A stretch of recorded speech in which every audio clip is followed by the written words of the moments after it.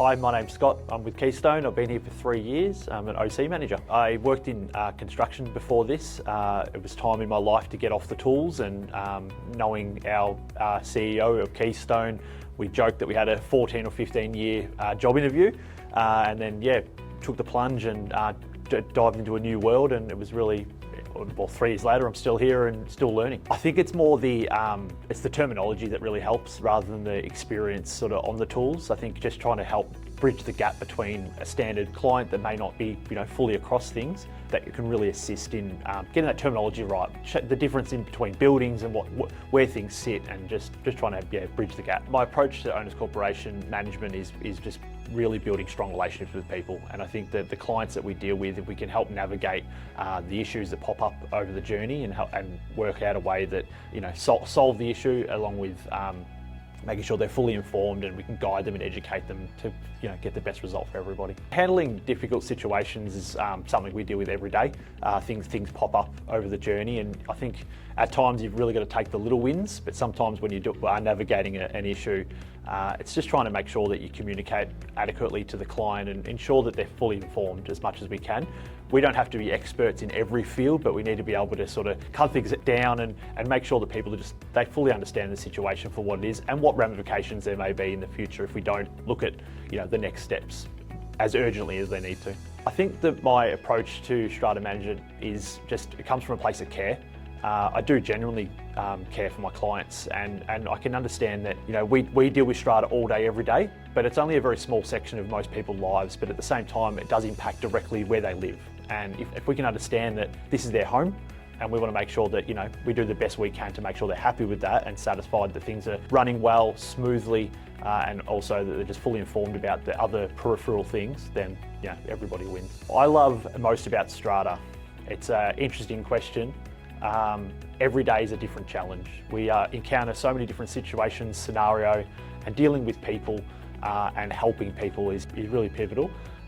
It's certainly, every day is interesting because you just never know what you're going to walk into. Finding positive results for people it's great. The motivation to continue to push forward it all comes on the back of the little wins, and I think along the way you develop really strong relationships with people, with your clients, and you can give them a call, and you know that they might be going away on holidays or something. You just remember about them, and you just develop those relationships over a long period of time with the chairpersons, the committees, the greater lot owner, that they feel like they're getting support, and that's what drives you to continue to support them, because you want to help them and you want to make their place a better place. Types of properties that I manage at the moment are all low-rise residential properties, so specifically townhouses and units and some smaller apartment blocks. They all sort of offer a different kind of challenge, different to high-rise stuff that I've done previously, but ultimately a lot of them are smaller lots. So in a smaller lot community, they are smaller, therefore a bit more intimate, and you can sort of really start to build a core relationship with a lot of those key people.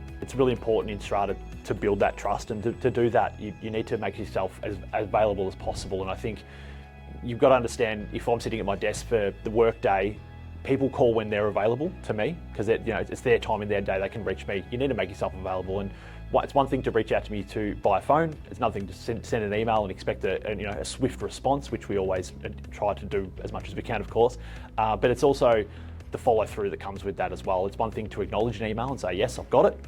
Secondly, what things do I need to do to make sure that we tick those boxes and meet that expectation of the client, and ultimately satisfy the need. When I'm not managing properties and I'm not feverishly working at my desk, I'm a family man. My partner and I share 4 children. I also play cricket as well, so cricket's a really good escape for me from everyday life. And you go around chasing a red ball for 6 hours in the heat.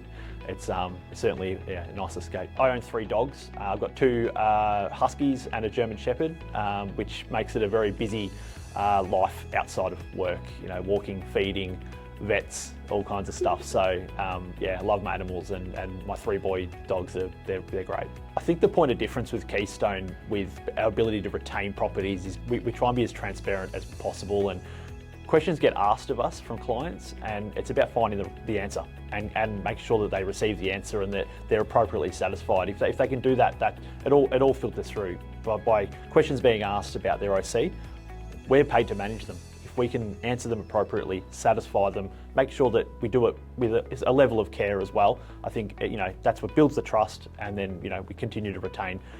There's always going to be at times where things don't quite fit, but ultimately, I think they can understand that from our point of view, we want to work with them, and we want to work with people that want to work with us.